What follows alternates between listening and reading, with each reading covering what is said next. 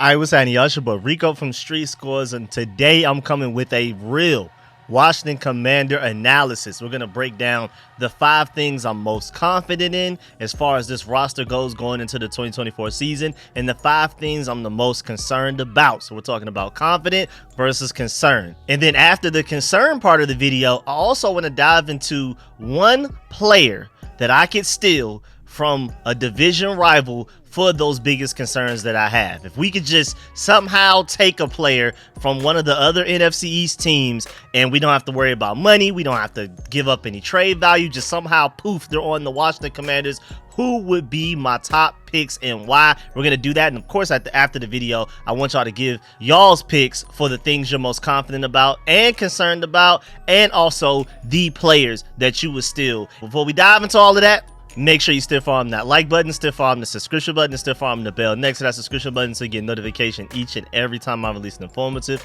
and opinionated video just like this one. Super excited. I'm starting to take a look at the roster up and down. I'm still getting to those film sessions for the rookie class, and I still have a lot more ideas that I'm working on to keep us busy and entertained before we get to this training camp, because y'all know once training camp hits, I'm gonna keep y'all updated every day that I possibly can on every player, every position group, and even some notable things from the coaching staff. And without further ado, let's go ahead and dive into this video right now, man. Let's get it. Adam.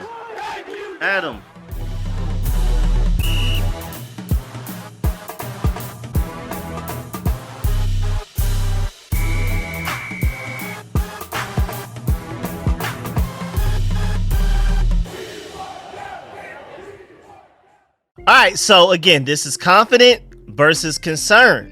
And there's a lot of in-betweens. There's things that like I'm slightly confident about, but maybe not enough to be in my top 5. Same thing with concerns.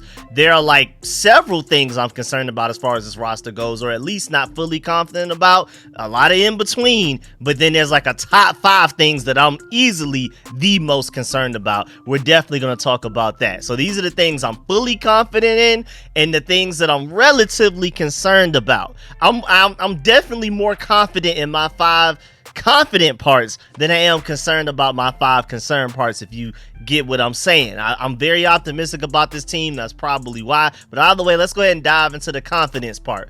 Point 1 of one of the things that I'm most confident about this roster, and it's not even like a particular player or even position group necessarily, it's just specific things that I'm very confident in, and I would bet money on these things. And first up is that our offense will be creative, versatile, and at the very least, very fun to watch.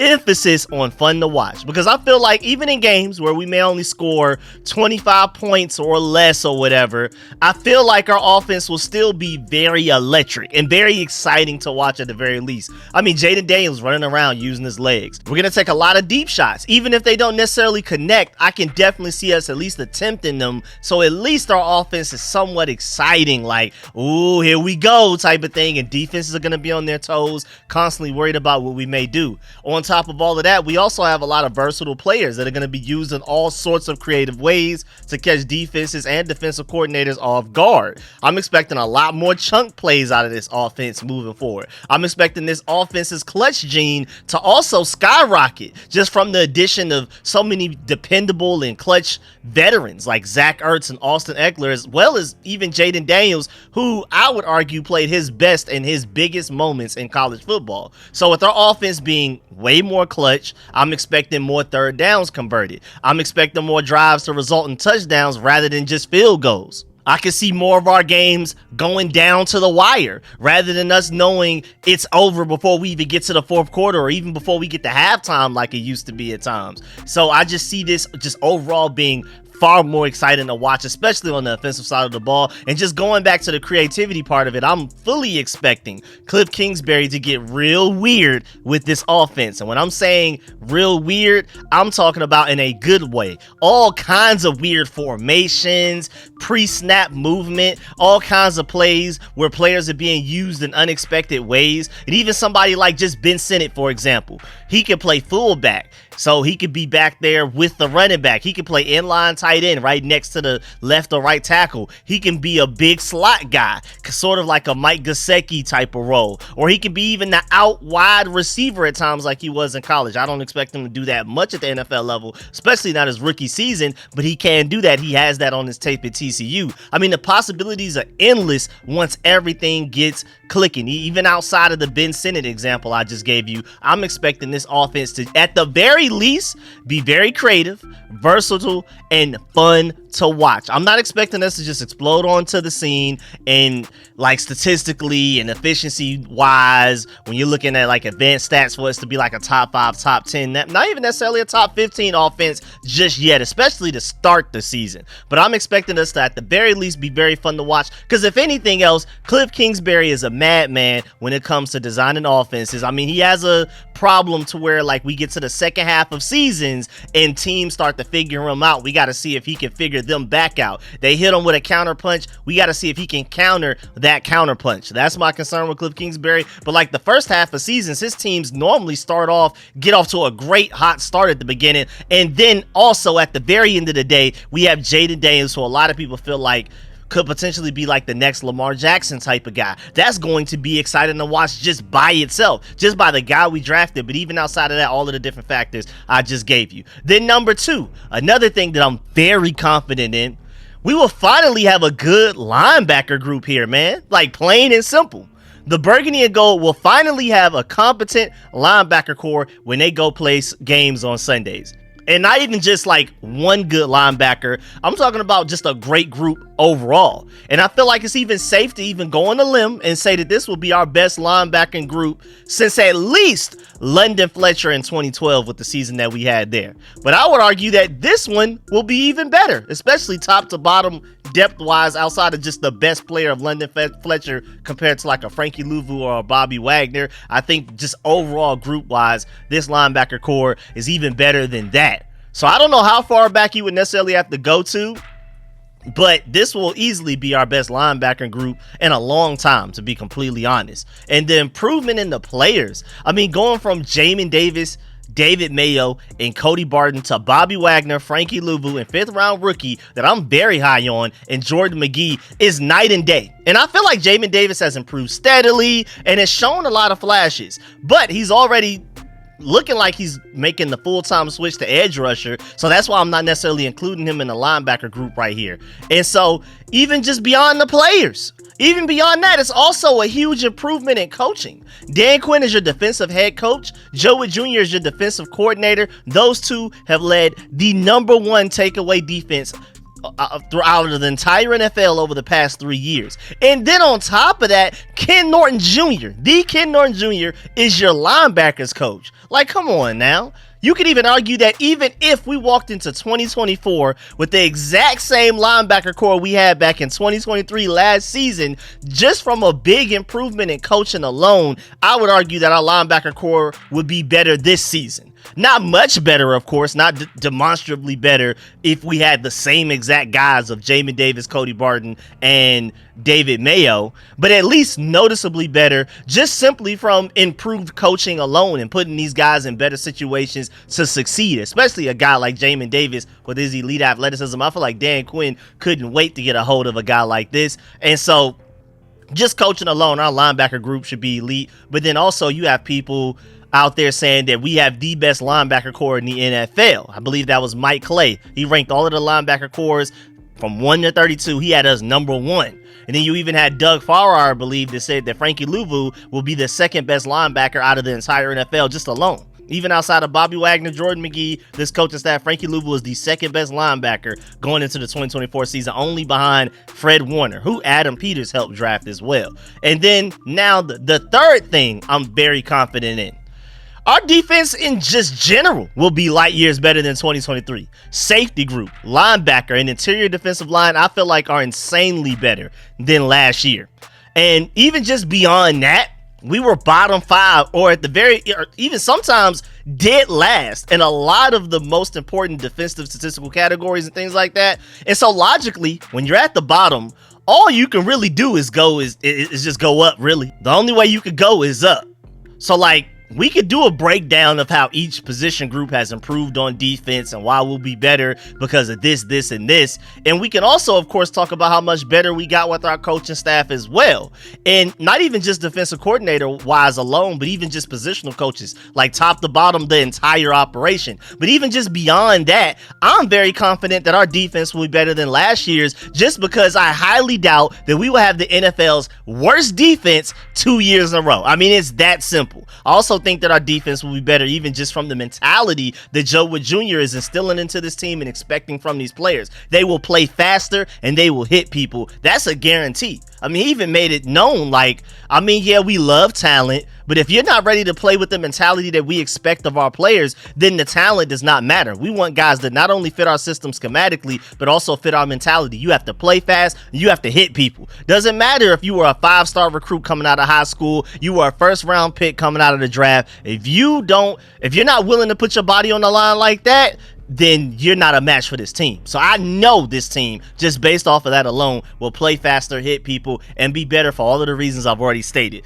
Now, the fourth thing I'm very, very confident in, this team will not melt down after losses. And that's big time, man. I mean, that's a very underrated trait to have on your team. I'm not expecting us to necessarily go out there and be Super Bowl contenders and things like that, but I'm also feeling like that this team will not allow a loss to cascade into more losses just simply because of the previous one that we just took. Like, just Bobby Wagner alone in the speech that he gave the Seahawks last year once their losses started to pile up is just proof enough. Him just alone, I feel like, could prevent us from ending up in a slump, basically. And don't forget that this coaching staff is also filled with guys that have been there and done that at the highest levels. I mean, Super Bowls, all kinds of things. And I'm not saying that we will avoid losing games like in a row.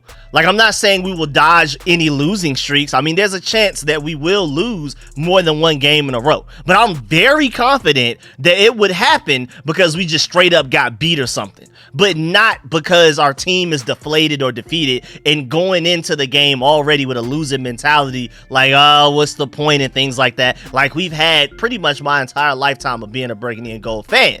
Too many veterans and proven winners in this group to let this ship sink at any point. I'm not saying again that we're going to the Super Bowl or anything, but I am sure that the wheels will not fall off at any point. We have people in several different position groups, leaders all over this team that are ready to hold everybody accountable, even including themselves. So this team will always be level-headed and will treat each week like a new week, and I'm very, very, very confident in that. Even if, say again, we go on a 3-game losing streak, that's just simply because we lost straight up to 3 opponents week to week to week. It will not be because that 3rd game we lost because we're down in the slumps from those previous 2 losses. I highly doubt we will end up in a situation like that with the guys we have on this team. You can see any of these guys going like that. You can see Bobby Wagner allowing that to happen. Again, if you haven't seen it, go look at that speech he gave the Seahawks once their season started going down, and then how they turned it around after that speech. He was not playing with them, and he is willing to do that here if that's what it takes. But again, I'm not even expecting it to get to that point because of the fact that we have several players with that mentality and several coaches as well. And then the 5th and final thing that I'm the most confident about, again, we could talk about so many different things, but I just wanted to narrow it down and limit it to 5 confident things and 5 concerns. So that's it. So the 5th and final one is that will not only be able to run the ball, but we will want to run the ball. I mean, how about that? I still have absolutely no idea how ex-running back Eric Bieniemy refused to run the ball last year. It was absolutely insane. Just like how ex-linebackers Ron Rivera and Jack Del Rio refused to bring in good linebackers and make sure the linebacker core, if anything, was the good part of the team. But same thing with Eric Bieniemy being an ex-running back and avoiding running the ball. I think our percentage-wise, as far as pass to run percentages, I think we had the worst in the NFL. We passed the ball way too often. For some reason, Eric Bieniemy just hated running the ball. Even in games where we were efficient and we had like 5 yards per carry, like Brian Robinson killing it, he would just abandon the run for no reason, out of nowhere. We're not even down by a lot of points. I believe even some of the times we may have been up at that time. And he's just like, well, time to just keep passing. And our O-line hated him for it too. Offensive linemen hate pass protecting all of the time. And then poor Sam Howell. I mean, just poor him, just in general. But one reason why we will run the ball, first of all, You think Anthony Lynn left that great situation he had with Christian McCaffrey and the #1 run game over there in San Francisco, just went to a Super Bowl. They didn't win it, but they were just in it. You think he left that situation to not run the ball? Like, you think he came here just to not allow his voice to be heard? His voice will be heard. We hired him with the intention of keeping Cliff Kingsbury basically in check, like a checks and balances type of situation, keeping him grounded and making sure that we marry the run with the pass and have a healthy balance of both. And then also number 2, speaking of Cliff Kingsbury, he has already shown that he can, and most importantly, will run the ball well, like he did at times in Arizona. He's willing to run the ball. I mean, even though he is running an offense and a scheme in general that a lot of people feel like he's just going to throw, but he showed that he not only is willing to throw the tight ends, which is different from people that typically run the offense that he runs, but he also showed that he is willing to run the ball more than people that typically run that offense have shown as well in the past. And then also, 3, look at our personnel. Look at the roster. Brian Robinson is very underrated. He was like top 5, top 8 in so many different advanced stats for running backs. It's ridiculous how much even people in this fan base underrate him. It's insane. And then Austin Eckler, seasoned vet. And if there's anything that this O-line can do, it's run block. Just based on the guys who we have projected to start right now, I'm concerned about the pass protection from this O-line big time. We're definitely going to talk about that in the concerns part of this video. But the run blocking, nah, I think we're good to go. And then there's also, of course, Jaden Daniels, who a lot of people compare to Lamar Jackson. So even if Cliff Kingsbury calls a pass play, there's a chance that a lot of those pass plays can end up becoming run plays just from Jaden Daniels, making an exciting play with his legs at any given moment. So the run game will be constant, it will be efficient, and I'm absolutely excited about that, and I'm very confident about that. It's kind of the same logic with the defense. Our run game can't be worse than it was last year just because Eric Bieniemy neglected to run it. Even when we did have moments where we had like 5 yards per carry, extremely efficient, couldn't stop us on the run, Eric Bieniemy would just stop us himself. He was a bigger enemy to our run game than the opposing defenses we went against. So I'm not expecting Cliff Kingsbury and especially Anthony Lynn to allow something like that to happen. And again, at worst case scenario, Jaden Daniels was going to turn some pass plays into running plays just from his legs alone. And then my top 5 concerns, number 1 and probably most obvious, is 3/5 of the offensive line.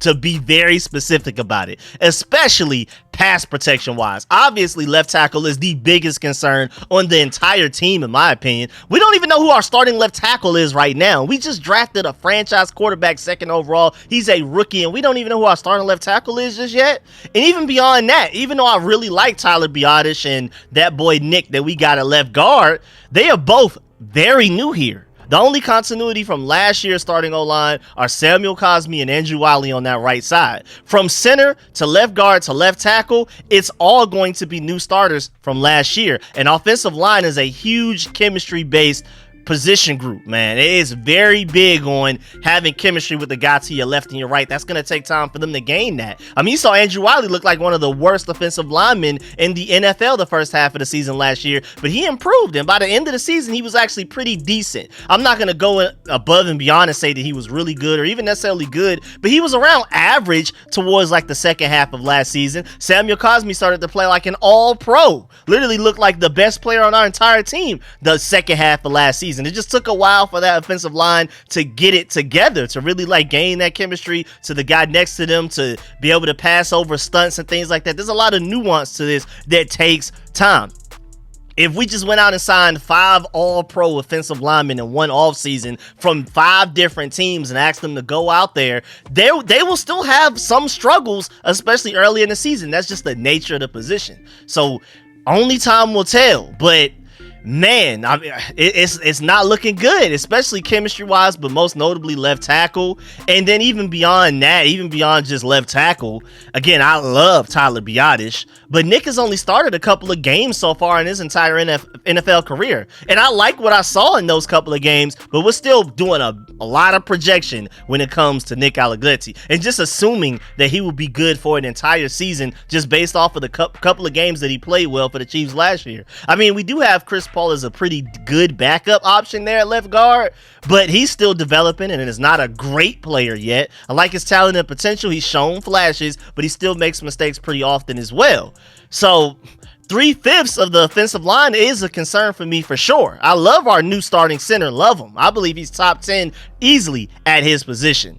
But what are we actually doing at left tackle for real though, man? And then that's Jaden Daniels' blind side. It would be different if Jaden Daniels was left-handed like Michael Vick, but he's not. So his back will be to the left tackle the majority of the time, and that does in fact scare me a lot. That's easily my biggest concern for this season when I really sit down and think about it. If we end up only winning like 6 or less games, I'm assuming that this issue would be the cause. I believe we'll win like 7 or 8, and I'm even optimistic to the point that I believe that we may even end up with a wild card spot in year 1 of this rebuild. I'm just very optimistic about this team, very glass half full. But if we don't turn it around as quickly as I believe we will, I'm very sure that the cause of it would be the left side of this offensive line, specifically left tackle the most, but just in general, the left side. And if any of that gets figured out, if we solve left tackle, if this offensive line is better than what most of us expect, then I'm very confident in this team going forward. This is our biggest Achilles heel right now. Definitely my biggest concern. Then my second top 5 concern for this team, outside cornerback coverage, man. If this were 2022, then we would have an elite outside cornerback room right now, which is just crazy because we just so happen to have 3 outside corners that had their best seasons of their entire lives in 2022. All 3 of our outside corners looked way better in 2022 than they did in 2023, in my personal opinion. Now, of course, with Emmanuel Forbes obviously being in college in 2022 versus his rookie season that was pretty disappointing in 2023. But even the 2 veterans, same thing.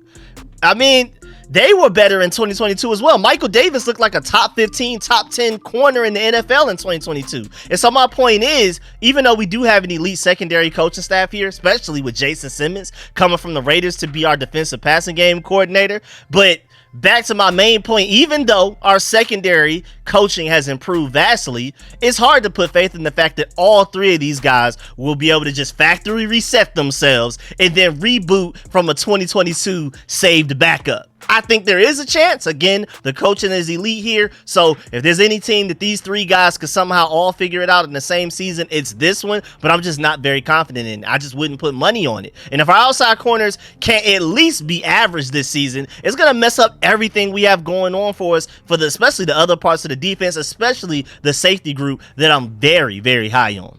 And then number 3, one of my top 5 concerns, new team equals slow start. Because that's a thing. I have no doubt that Adam Peters and Dan Quinn are building a future juggernaut here for the NFL to have to worry about for the next double-digit seasons. I think we're building something serious here. No doubt at all in my mind. But how long will it take for these smart decisions that we've made this offseason to actually translate into a winning season? We have the most change in one offseason that is humanly possible without being a new expansion team that was just added to the NFL. Like, you can't have as much change as we did this season. You can't get any newer than the Washington 2024 Commanders, just unless you're an expansion team that just got created out of the blue. We led the league in free agency signings. We led the league in roster turnover from 2023 to 2024. We did a clean sweep of the entire front office and coaching staff, even the scouts. I'm pretty sure we even got new janitors. And then we drafted 9 players just a couple of months ago in the draft, and one being a franchise quarterback that's going to change the whole entire trajectory of this team. So we can break this down in multiple parts. Like, just one example. We have a new and rookie quarterback, new offensive coordinator, new top 3 receiving core. Well, really like a new top 3 receiver projected to be Luke McCaffrey. New tight end room, except for Pure Blocker and John Bates, because again, Armani Rogers was hurt last year, and I'm not even sure if Cole Turner makes this team. And then an entirely new offensive coaching staff to try to put it all together, including a new offensive coordinator, new everything basically. And that's just one angle from how new this team is. We didn't even talk about special teams, defense, all of the different layers that has. So we could do several different angles like that, and I love the change. I welcome the change. I'm very excited about the change, but it's still change at the end of the day. And I'm concerned about how slow we may start this season, especially with, early on in the season, the travel we have to do, the opponents we have to go against, man. The Tampa Bay Buccaneers were just in a wild card game. We have to play them week 1. And Mike Evans versus our new outside cornerback group right now, week 1 does scare me. I'm not going to lie. I love our defensive staff. I love it. But boy, this is a lot of things we have to put together in a hurry by early September to go out there and be ready for Mike Evans and that receiving core, and Baker Mayfield looking like he's finally found his step and his true home at the NFL level. So definitely a big concern there. It's just, I mean, we're so new, man. I mean, what expectations can you really put on this team very early on, man? I don't know what you can do with that. Who knows? Maybe we come out and just kill it. But it's definitely one of my top concerns. I'm not concerned about us long term at all. But 2024 wise, especially the first fourth of the season, like the first 4 or 5 games, definitely concerned. Then my fourth concern, and even just going back to O-line kind of in a way, just a little bit, but with how unsure we are about this offensive line that we're about to go out there with this season, I'm also worried about Jaden Daniels' durability. And this has a lot to do with the offensive line, but even separately from that, there's still a concern that not only is Jaden Daniels relatively skinny, even though it looks like he's bulking up, you know what I'm saying? I see my dog over there. But he also has a real knack for getting into crazy Looney Tunes looking collisions in college, man. I mean, he just from fighting for an extra 3 to 5 yards, he looked like he would get hit with an exaggeratedly large Bugs Bunny mallet out of absolutely nowhere. And even though I think he's smart enough to adapt and avoid a lot of those hits at the next level, it's still a concern. And not even necessarily a big one as far as I think that it's likely to happen. This is not a big concern because I think it's very likely to occur. It's more so a big concern because if it were to occur this season, we might as well just go ahead and cancel it. It's just chalk at this point. So this is like the one concern out of the top 5 that I'm not necessarily concerned about how likely it is to happen. It's just more so if it does happen, we're cooked. We're absolutely cooked here. And then my 5th and final concern for this team, wide receiver depth and variety, definitely concerns me a little bit. It's probably the thing that I'm the least concerned about, especially outside of these top 5 concerns that I have, but I'm still concerned about it. It's definitely in my top 5, but it's probably like a distant 5th because it's Terry, who's a dog, definitive dog, top 10 receiver in my opinion. And then I believe Jahan Dotson will bounce back, but there's no guarantee. And then after that, it's 3rd round rookie Luke McCaffrey, who just switched the receiver from quarterback 2 years ago, and they're already trying to expand his role to like a Curtis Samuel, Debo Samuel like role where he's already practicing taking handoffs out of the backfield. So his brain may be scrambled a little bit, trying to not only go from college to the NFL level with only being a receiver for the past 2 years from being a quarterback, but then not only does he have to learn how to be a receiver, he has to learn how to work out of the backfield as almost like a placebo running back in a way type of thing. You know, a little versatile chess piece. I'm really excited about the potential of it, but going back to us coming out to slow starts, his brain may be scrambled. That may be a lot for him to try to deal with that early on in his rookie career. We'll see if he can go out there and capitalize on it immediately. Who knows? And so then after that, De'Ami Brown, who I like a little, best blocking receiver on this team, you could argue, but still a little inconsistent, especially with his hands. Jamison Crowder, who's fairly dependable in the slot. And then I've been hearing good things about Olamide Zaccheaus so far this season, but Olamide and Jamison Crowder are basically the same type of player. And I don't see too many scenarios where they will even be on the field at the same time. So, like, they're basically one guy, essentially. I don't ever see them really being out there at the same time. So we really just have, if you sit back and think about it, way too many slot receivers. Because Terry McLaurin can play in the slot. He won't, but he can. Most would argue that Jahan Dotson is probably best in the slot. And we're looking at Luke McCaffrey as some sort of like a big slot receiver until he improves his release package and learns how to beat NFL press man a little bit better than he currently does right now. So this is a team full of slot receivers right now, basically outside of Terry McLaurin, who also can play slot if he wants to. It's crazy. We don't have any height. Luke McCaffrey is our tallest receiver, who is projected to make the final 53-man roster. He's only 6'2". And I mean, I hate to say only 6'2", but we do need more variety as well, just more depth in general. I mean, how about some height? I know we have a lot of size in our tight end room, but it would be nice to have some height on the perimeter as well, close to the sideline. The only reason this isn't a bigger issue to me is because I believe that Cliff Kingsbury and Jaden Daniels will make this receiving core look and produce at a higher level just from scheme, play calling, and Jaden Daniels being Jaden Daniels alone. Even outside of how talented this receiver core actually is, I believe Cliff Kingsbury and Jaden Daniels will get the best out of this group.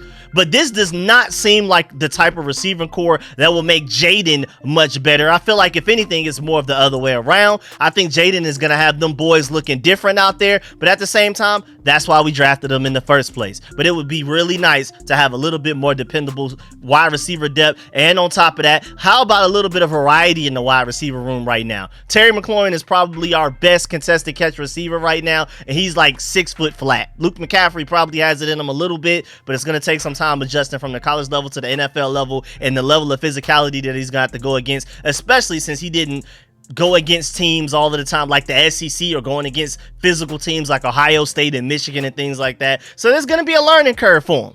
Now, moving on to the final part of this video. Let's talk about a player to steal from a division rival. If you had one player that you could take from either the Cowboys, Eagles, or Giants, who would it be? And when I really sit down and think about it, I have one answer that I like the most, but I want to pick one player for each of the main concerns we just broke down, excluding slow start, of course, because that's not a one player fix. And then also, of course, the Jaden Daniels durability situation that pretty much gets wrapped up into the O-line concern from earlier. So that's basically 3 players that I'm going to pick for 3 main concerns that I have. But I'm also going to throw in there a 4th player that could also just help us big time, even outside of the main concerns that we talked about and broke down in this video. So I'm going to give y'all 4 players that I would pick. But of course, I would love to know the players that y'all pick. And I would love to know if y'all agree or disagree with my choices. Now, number 1.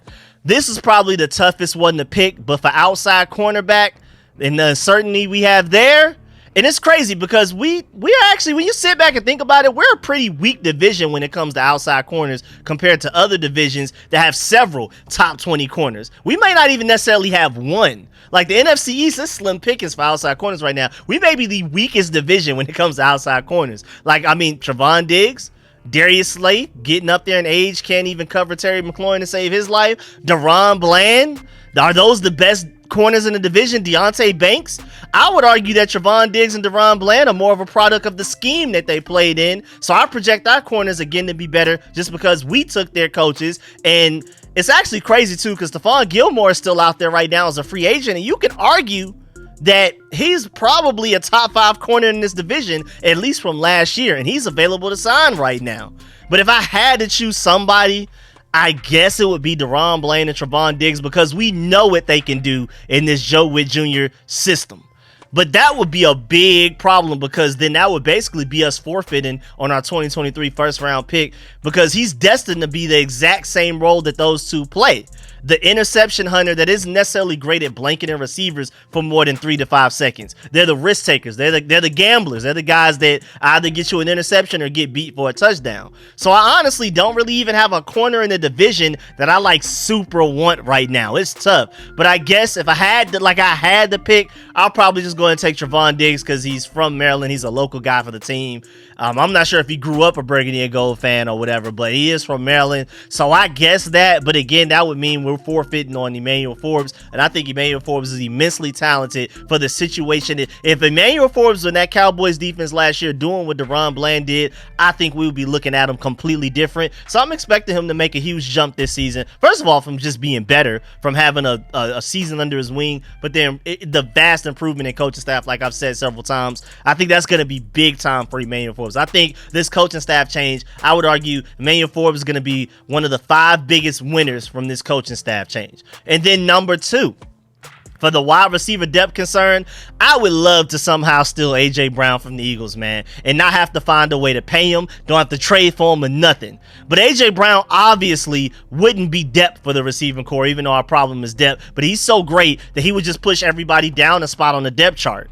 I mean, our depth would just be way better because Jahan Dotson is now your 3rd best receiver. And if Jahan Dotson is your 3rd best receiver, you have a top 5 receiving core in the NFL easily. Like the day that A.J. Brown stepped into the facilities, we have a top 5 receiver core. And also imagine how much better he would make our corners from having to go up against him every day, like a wide receiver that physical every day in practice. He would just improve our team in so many ways, even beyond just being a very physical receiver. And again, like I said, we need some variety. That is a very physical, go up and get it jump ball receiver. We need some more of that in this roster right now. We have a lot of guys that are going to try to get open, and hopefully Jaden Daniels and those guys have good timing with each other to where the ball is right there as soon as they get open. But I would love it to where we just had an AJ Brown, great coverage, whatever. Jaden Daniels throw it up there. AJ Brown will come down with it. We don't have a lot of that. Terry McLaurin's our only hope right now for that as of today. You never know if Luke McCaffrey develops into that. My boy Marcus Rosemi-Jacksaint, Georgia Bulldog. I'm rooting for him as an undrafted free agent.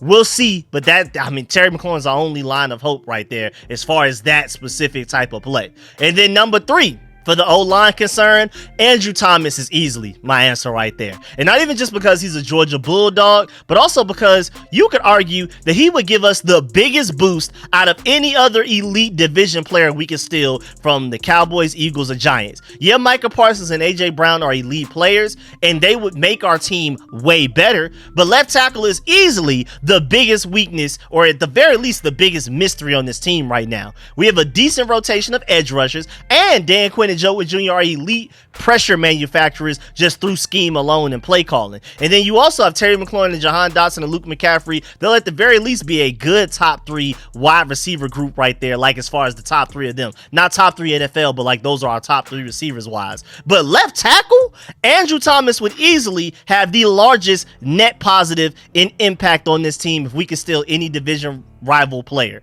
By far, I don't even think it's close. My answer would be Andrew Thomas. If I had to pick one player out of this whole group of guys that I could steal, it would be Andrew Thomas. And I'm very high on Brandon Coleman, but I'm very concerned about our second overall pick franchise quarterback going out there week 1, and we still have a big mystery, concern, weakness, whatever you want to call it, at left tackle right now. It's to the point that every play, until we know that left tackle is solidified, we just need to go ahead and start moving the pocket. Just go ahead and snap that ball and start running to the right, man. Don't even think about just doing a typical 5-step drop and scanning the field. It's not even worth your life right now, man. We'll worry about that later once the O-line is good. And then 4th, my last pick, my wild card pick that has not necessarily anything to do with the top 5 concerns that I had. Micah Parsons is obviously a player that I would love to steal, especially if cap space, off the field issues, team chemistry, all of that type of stuff is not an issue. For the point of this exercise, we're just here to talk about imaginary land. I think that he would come in and make our defense top 3 in the NFL immediately, top 5 at worst. So even though I don't feel like edge rusher is a huge concern, again, it's not on my top 5 concerns. That's why we didn't talk about it. I don't believe that it's a strength either. It's just somewhere in the middle, somewhere kind of average. But it's not a top concern for me personally because of our scheme and coaching. But Micah Parsons undoubtedly makes our defense elite just by himself, just by adding him. We wouldn't even have to worry about outside corners as much, honestly. Micah Parsons probably should have been my pick for the outside corner part of this video, because with him running around in the burgundy and gold, terrorizing quarterbacks, his presence on the field will make everybody's job easier. The corners don't have to cover as much. You double Micah, that means Jonathan Allen, Deron Payne, and or Johnny Newton are eating against their one-on-one matchups all game.